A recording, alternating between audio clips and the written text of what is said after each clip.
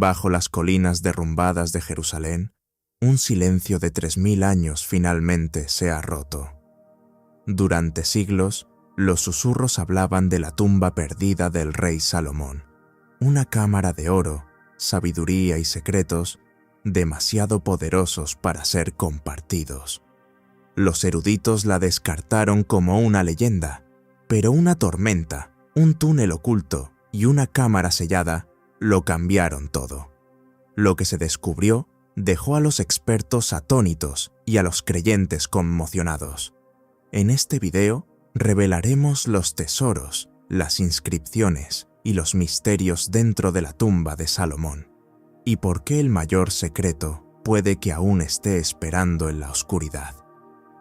Durante siglos, el nombre de Salomón ha llevado consigo un aura de asombro, misterio e incluso miedo. No fue un rey común.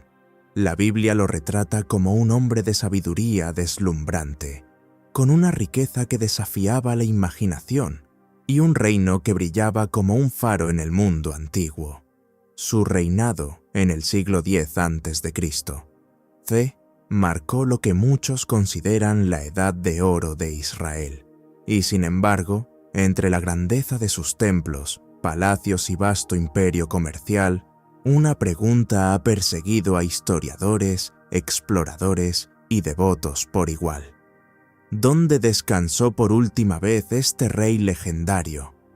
La respuesta ha sido susurrada a través del tiempo, entre acertijos, mitos y búsquedas desesperadas que casi siempre terminaban en decepción. Las escrituras dejan pistas tentadoras, pero sin direcciones claras. Salomón es recordado por construir el primer templo, una obra maestra de vigas de cedro del Líbano, paredes recubiertas de oro y piedras tan finamente talladas que parecían encajar sin mortero. Si su templo podía brillar como una joya sobre Jerusalén, sin duda su tumba no sería menos extraordinaria. Sin embargo, los textos son extrañamente silenciosos respecto a su entierro. Jamás se ha desenterrado un sarcófago, ni un monumento con su nombre, ni una cámara revelada con certeza. Para un rey, cuya sombra se extiende por el judaísmo, el cristianismo y el islam, su tumba ha permanecido esquiva, como si hubiera sido borrada deliberadamente del paisaje del tiempo. Durante siglos, florecieron distintas teorías. Algunos estaban convencidos de que la tumba yacía directamente bajo el monte del templo, cerrada por el propio Salomón y rodeada de la ira divina. Otros afirmaban que fue enterrado en cuevas secretas bajo las colinas de Judea, o en túneles cuyo acceso solo conocían los antiguos sacerdotes.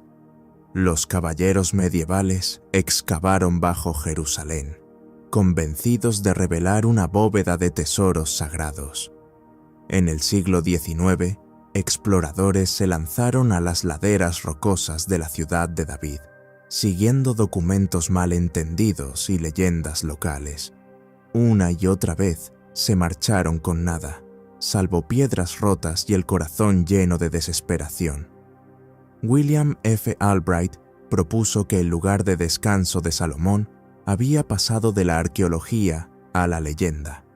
Algunos relatos hablaban de una tumba tan cargada de oro que su resplandor podía cegar a cualquier ladrón que se atreviera a mirar dentro, como si estuviera protegida por trampas mortales y maldiciones destinadas a derrumbar los túneles sobre cualquier intruso. Otros incluso afirmaban que la tumba no era solo un lugar de reposo, sino también un depósito de sabiduría antigua, con rollos y tablillas que contenían los secretos de la geometría, la medicina e incluso de la hechicería. El propio silencio de la historia encendió más rumores. Si el templo de Salomón pudo desaparecer sin dejar rastro tras la conquista babilónica, también su tumba pudo haberse perdido bajo el implacable paso del tiempo. Al amanecer del siglo XX, gran parte del mundo académico descartó la búsqueda como una fantasía romántica. Para ellos, Salomón era mitad histórico y mitad mítico, un rey adornado por las escrituras, mientras su tumba seguía siendo pura poesía. La arqueología se volvió hacia otras ruinas, otros reyes y otros misterios más alcanzables. Y sin embargo, la historia se negó a morir. Bajo el escepticismo, la atracción de la leyenda seguía viva. Incluso hoy, multitudes que rezan ante el muro occidental en Jerusalén creen que, en algún lugar bajo sus pies, yace el cuerpo del más sabio de los reyes, el hallazgo de nuevas pruebas que sugieren que Salomón no fue solo un personaje bíblico, sino un rey histórico real. Ha profundizado aún más el misterio. Excavaciones recientes han revelado minas de cobre en Timna, que se cree formaban parte de la riqueza de su reino. También se han descubierto artefactos que muestran rutas comerciales entre África, India y Arabia, coincidiendo con los relatos bíblicos sobre las flotas de Salomón. Todos estos descubrimientos han avivado la pregunta más tentadora. Si esas historias son verdaderas, entonces su tumba también debe existir. Pero una repentina tormenta en una colina de Jerusalén rompió la leyenda en dos. La colina de Silwan parecía ordinaria a simple vista: piedra caliza rugosa, arbustos dispersos y un terreno irregular que oculta más de lo que revela. Pero bajo su superficie erosionada, los escáneres de radar contaron otra historia. El equipo de la doctora Emily Carter, equipado con tecnología de penetración terrestre, recorrió la ladera y se detuvo al ver lo que aparecía en los monitores. En lugar de grietas y huecos aleatorios, la tierra reveló líneas rectas y esquinas definidas. Esto no era obra de la naturaleza, era diseño. Un sistema de túneles, intrincado y deliberado, estaba oculto bajo sus pies. Al principio, el equipo sospechó que podía tratarse de parte de la extensa red de cisternas o acueductos de Jerusalén. Después de todo, la ciudad está llena de canales subterráneos tallados por reyes y conquistadores. Pero este era diferente. Los túneles eran demasiado profundos, demasiado precisos, y con rasgos extraños que los distinguían. Algunos pasajes no llevaban a ninguna parte, terminaban abruptamente en muros de piedra. Otros se curvaban sobre sí mismos, formando un laberinto. No eran errores, eran señuelos. Quien construyó esta estructura no quería que fuera encontrada fácilmente. Cada exploración los llevaba más profundo, y cada nuevo hallazgo hacía todo más extraño. Sombras de cámaras ocultas bajo la superficie, túneles entrecruzándose como venas, y lo más inquietante, señales de posibles trampas. Algunas secciones parecían deliberadamente inestables, como si hubieran sido diseñadas para derrumbarse al menor movimiento. Para la doctora Carter y su equipo, era un mensaje escalofriante. No era una morada, sino una advertencia contra el tiempo y la intrusión. El mundo antiguo realmente había hecho todo lo posible para asegurar que los secretos enterrados allí permanecieran intactos. Y entonces aparecieron las marcas. Justo fuera del primer hueco en la ladera, se detectaron grabados tenues bajo el barro arrastrado por la lluvia. Símbolos hebreos, erosionados pero aún visibles, tallados en la roca con precisión meticulosa. Al limpiar, revelaron un patrón repetido de 7 líneas y 7 símbolos, un número directamente relacionado con la construcción del primer templo, que tomó 7 años. Para Carter, nada de esto era casualidad. Parecían menos grafitis y más instrucciones codificadas para confundir a los intrusos. El terreno bajo Silwan es extremadamente frágil y se derrumba fácilmente al ser alterado. Además, es una zona políticamente sensible. Una excavación imprudente podría provocar un colapso o una crisis internacional. Por eso, Cada paso era lento y meticuloso, cargado con el peso de la historia y la diplomacia. Pronto se reforzó la seguridad tras informes de que se había hecho un descubrimiento importante. Había miedo de que saqueadores o extremistas invadieran el sitio. El peligro no provenía solo de las rocas inestables, sino también de la codicia humana. En el plano intelectual, la promesa de los próximos días, días de descubrimientos y revelaciones que la gran tumba parecía guardar, superaba con creces el peligro inminente. Los túneles eran asombrosos.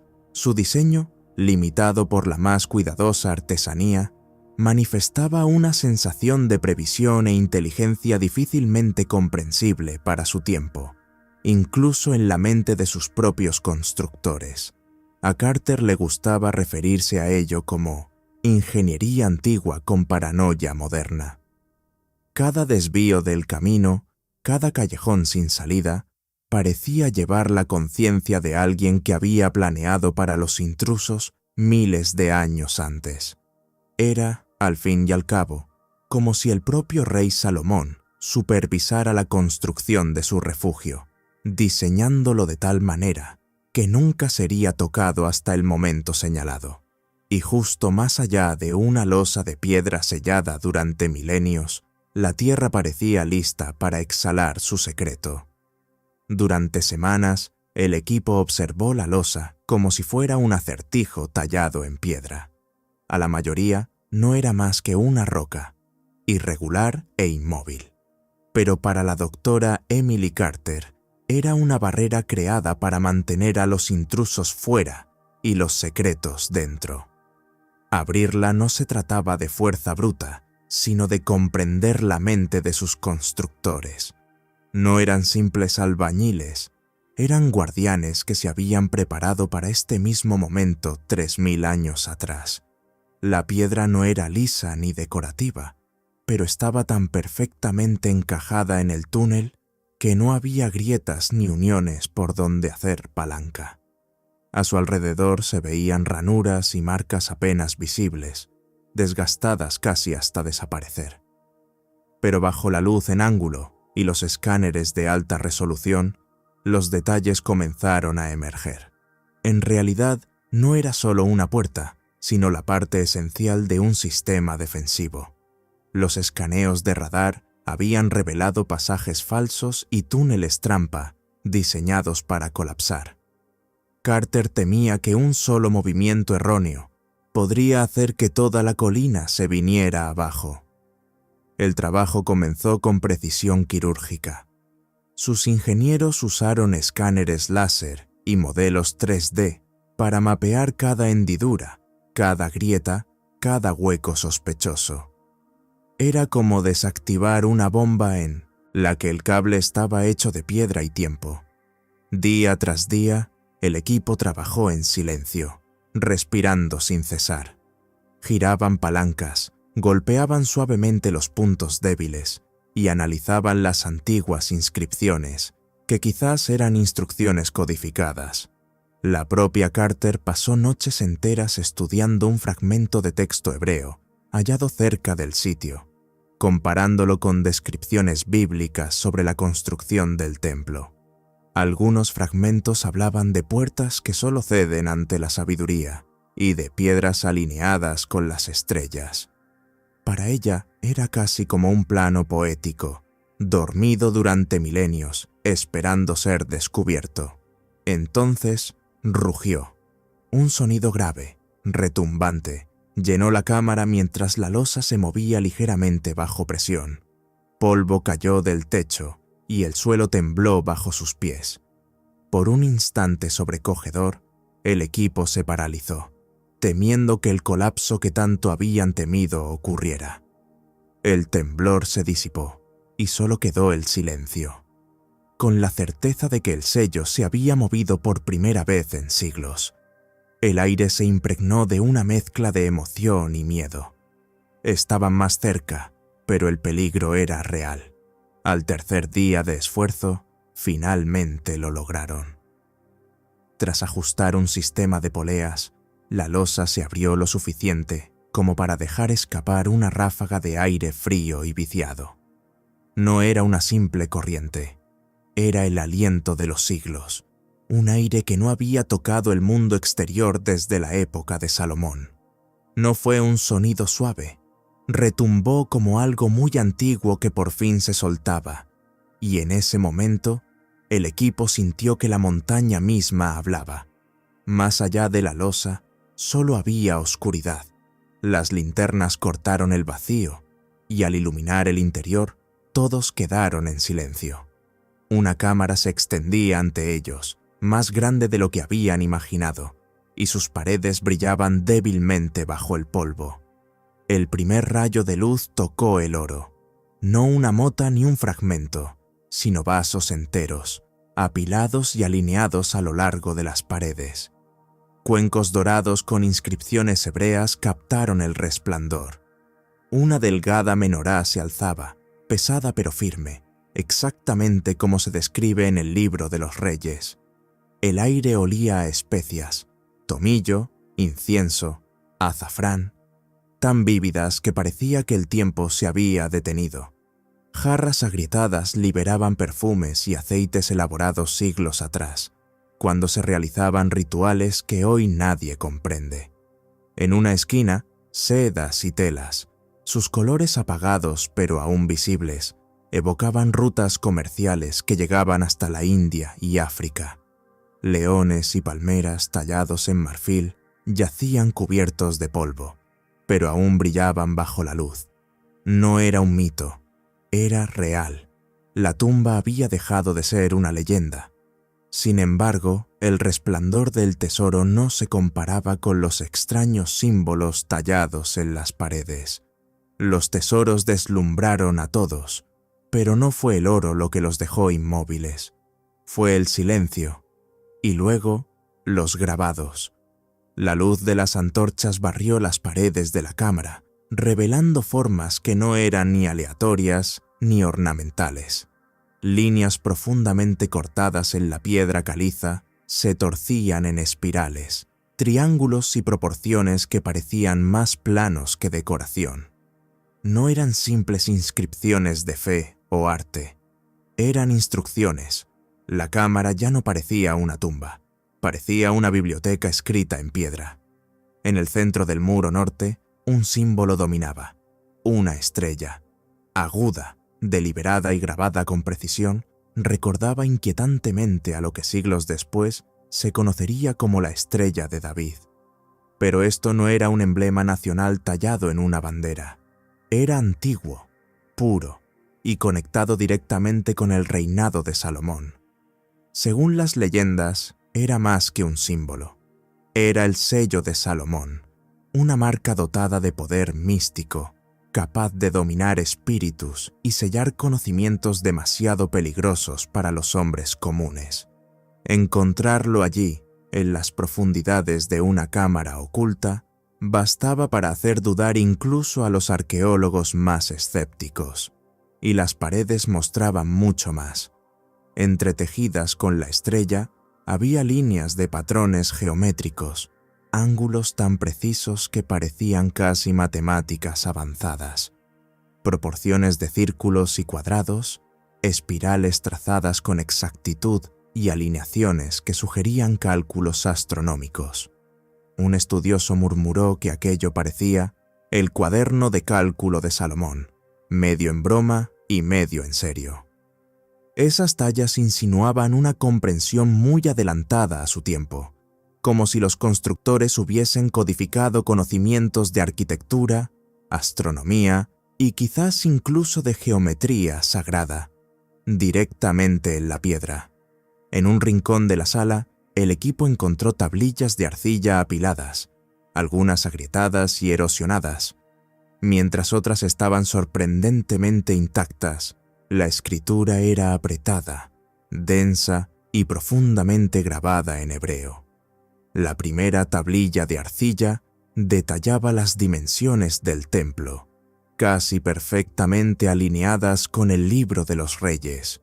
Un hallazgo increíble, prueba física real de textos preservados durante miles de años. Pero la segunda tablilla estremeció a todos. Su escritura no era tan ordenada como la primera. Se descomponía en acertijos y frases que retorcían la gramática, imposibles de traducir con facilidad. Llaves, sabiduría oculta, la voz dentro de la piedra. Más un cifrado que un registro histórico. Una frase destacaba: la luz del conocimiento está sellada hasta que la estrella sea girada. Y los arqueólogos se miraron con inquietud, preguntándose si era una metáfora, un símbolo poético o una instrucción literal. El eco del texto recordaba los escritos del llamado Clavícula de Salomón, atribuido a la magia medieval, pero ahora, en una cámara sellada por 3000 años, surgía el peligro de que aquellas leyendas tuvieran raíces mucho más antiguas. Entonces llegó el hallazgo que silenció la sala. Incrustada en el muro sur, bajo capas de sedimento, yacía una caja pequeña, del tamaño de una maleta, que parecía luchar con el espacio que la contenía. Nadie se atrevió a abrirla. El aire mismo parecía oponerse.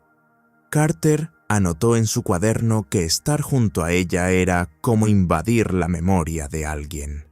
El equipo la catalogó, la fotografió desde todos los ángulos y debatió su destino, pues abrirla podía destruirla, pero dejarla cerrada desafiaba la tentación que los había llevado allí. Entonces surgieron las palabras que encendieron un incendio académico mundial. Cuando Salomón habló desde los muros, la caja seguía sellada, pero otra cosa captó su atención. En la pared oriental, entre polvo y hollín, unos rasguños brillaban bajo la luz. Al principio parecían erosión, pero al limpiarlos se revelaron letras hebreas, limpias y deliberadas, talladas con propósito. No eran patrones geométricos, eran palabras, y cuando las frases tomaron forma, un silencio recorrió la cámara. Que la sabiduría guíe mi mano como las estrellas guían a los marineros. Simple, poético y estremecedor. El estilo coincidía con el hebreo antiguo y el tono evocaba los proverbios, textos atribuidos al propio Salomón. Para Carter y su equipo, era como si los muros hubieran abierto un portal para dejar hablar al rey a través de 3 milenios. No era un artefacto, era un mensaje. El caos se desató en el campamento base.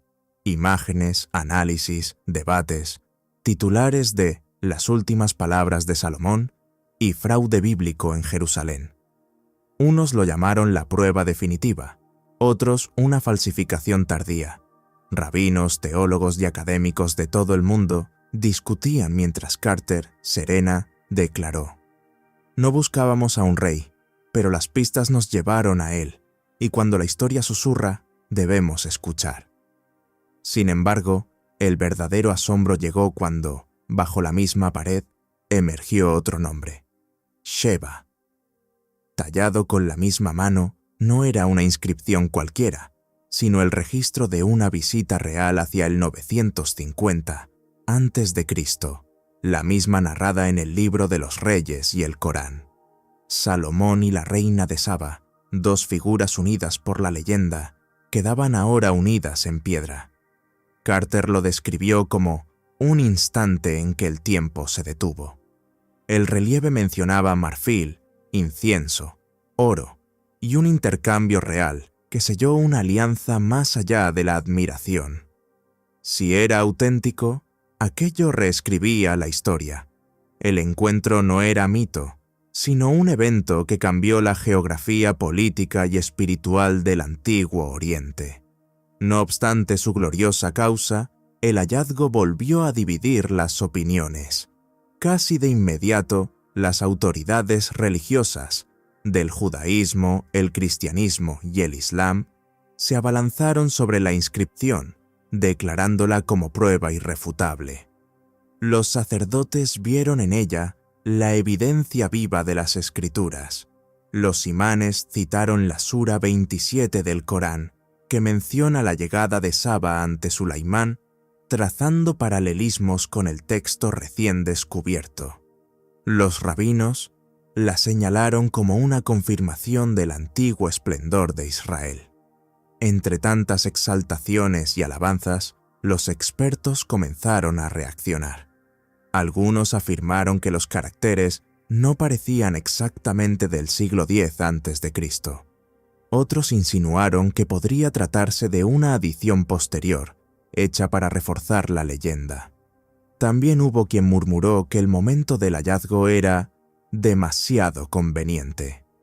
A medida que las discusiones se intensificaban, estalló la política. Jerusalén, ya una de las tierras más disputadas del planeta, se tornó aún más tensa. Los gobiernos debatían sobre los derechos de propiedad del sitio, mientras las facciones religiosas se enfrentaban entre sí sobre quién tenía la interpretación legítima del descubrimiento. De pronto, la excavación de Carter dejó de ser arqueología y se transformó en un pararrayos para la fe, la historia y la identidad nacional. Se rumoreaba que las autoridades estaban moviéndose en secreto para restringir el acceso, temiendo que la inscripción reavivara viejos conflictos. Pero bajo todo ese ruido, algo más profundo vibraba. Para los arqueólogos en la cámara, la inscripción no solo confirmaba la existencia de Saba, sugería que su encuentro con Salomón había tenido consecuencias mucho más amplias que las registradas en los textos. Aquellas alianzas significaban rutas comerciales que se extendían hacia África y Arabia. Los símbolos insinuaban intercambio de conocimiento, quizás incluso de conceptos tecnológicos o arquitectónicos. ¿Qué tal si la sabiduría de Salomón no fue únicamente inspiración divina, sino una amalgama de ideas provenientes de múltiples reinos? ¿Y si Saba dejó rastros de su propia cultura, entretejidos en la matriz misma de Israel? Estas preguntas resonaban en los oídos del equipo mientras seguían explorando la pared. Detrás de la inscripción de Saba apareció una pequeña hornacina, sellada con losas de piedra más delgadas que la puerta principal, pero claramente deliberadas. Carter la describió como una cámara dentro de otra cámara, un susurro detrás de la historia. Cuando la abrieron, no había más inscripciones ni tesoros, sino un pequeño objeto dorado cubierto de polvo. Un anillo, grueso, pesado y de un aspecto inconfundiblemente real. En su superficie se grababa una estrella, tosca pero inquietantemente similar a la que decoraba la pared de la cámara. Y justo cuando el debate mundial alcanzaba su punto más alto, del polvo emergió un sello dorado. El anillo brillaba bajo las linternas temblorosas de los arqueólogos. Su superficie era rugosa, tallada a mano, pero el símbolo era inconfundible: una estrella de 6 puntas. Para los ojos modernos, parecía la estrella de David, aunque esta versión era antigua, primitiva y cargada de significado. Los análisis de laboratorio confirmarían después que la metalurgia del oro coincidía perfectamente con el siglo X a.C., la época de Salomón. Para Carter y su equipo, no era solo una joya, era identidad.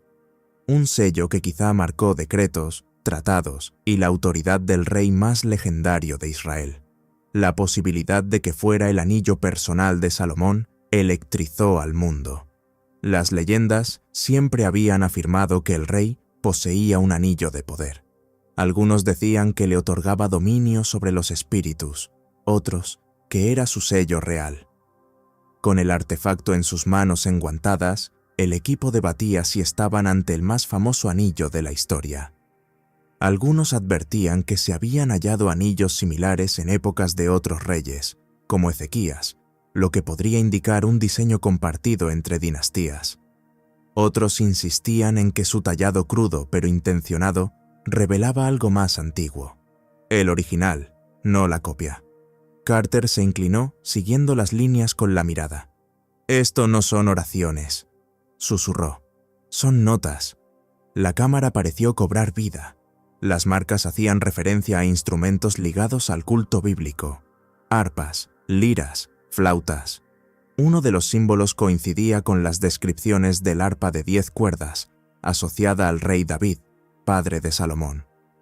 Según el libro de las Crónicas, Salomón heredó no solo el trono, sino también una corte de música, una sinfonía de adoración destinada a resonar en el templo.